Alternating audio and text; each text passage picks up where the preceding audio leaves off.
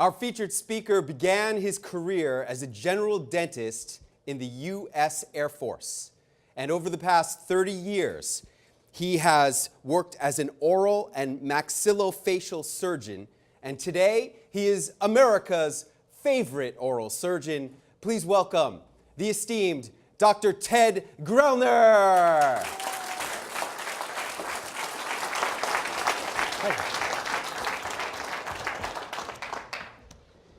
Is there anyone in this room that has had their wisdom teeth out? Pleasant memories? I didn't think so. I had my own very unpleasant memory when I was a 19-year-old who did everything wrong then that I know not to do now.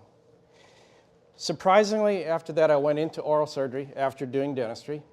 If you don't know what an oral surgeon does, their training is basically as a first-year surgical resident who rotates in the hospital through ENT, plastic surgery, cardiothoracic surgery, vascular surgery, and trauma surgery, amongst, of course, your oral surgery experience. So in addition to that, we also do anesthesia training, which involves many months of doing so. And a funny story was I actually had a patient that I put to sleep for several plastic surgery operations that when she had an oral surgery problem and came down to the oral surgery clinic, which I was then there, she said, "Oh, Dr. Grellner, how nice to see you. Wait, why are you here? You're my anesthesiologist." And I had to explain. Yeah. My goal as an oral surgeon over the past 30 years has to try to find the best, to create the best experience in having your wisdom teeth out possible.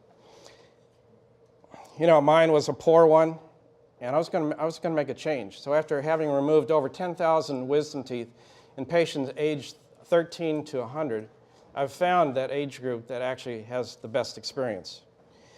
Any guess as to what age group that is? Well, let me give you a hint. Rarely is an adult's wisdom tooth surgery easier for having waited. If you're older than 20 and you still have your wisdom teeth, I'm sorry to tell you that you have missed the best opportunity to have the least risk, the least difficulty, and the easiest recovery. But it's not all lost, because there are people here who I'm assuming are parents that this message is designed for.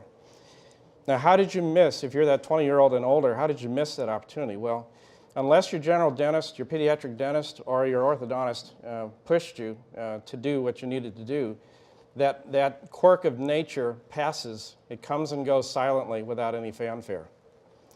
Now, there are some experts out there, professional well as lay people, that will advise you against having your wisdom teeth out to avoid the risk of doing so, unless forced to by problems. Well,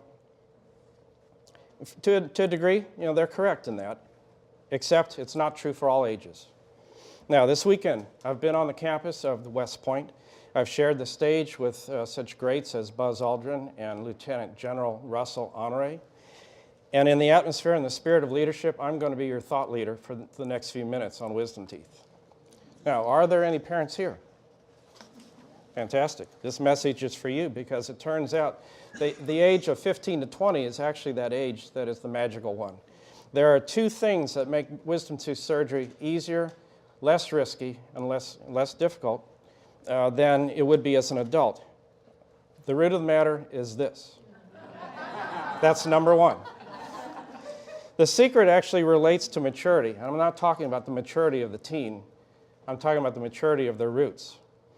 The shorter the roots, the growing roots, the easier the object is to remove. It also relates to maturity of the jawbone. The softer the bone, the easier it is to remove the tooth. It's very similar to taking an immature plant that's been recently planted, pulling it out of the ground, and then comparing that to an adult plant in mature hard bone, or hard dirt. Obviously, you know which one is the easiest, and that's why it is very true for teenagers versus adults. Now, a bonus to teens is that they also have stem cells, many more than we as adults, which make their recovery that much easier.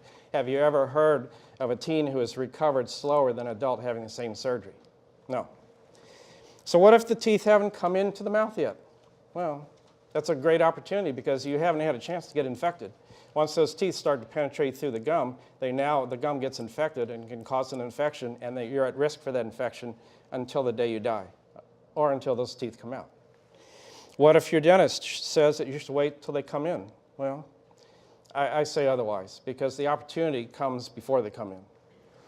Now, there are a number of problems that can come if you wait until problems arise. There are really too many to go into at this point, but I'm going to summarize in military terms. By taking out the enemy early, you minimize risk. By waiting until the enemy starts to attack, the collateral damage and the risk will multiply. As General Honore would say, I left out the most important information for you. How do you find that best time? What do you do in order to take advantage of this period? Get your 15 or 16-year-old into the oral surgeon to get a panoramic x-rays to evaluate the growth of the roots, and then plan the ideal time at that point. That ideal time may vary from 15 to 20. So again, to quote General Honore, say what you mean and mean what you say, but do it briefly. So, mission accomplished, over and out. Yes! All right! Fantastic. Thank you. That was really, really good.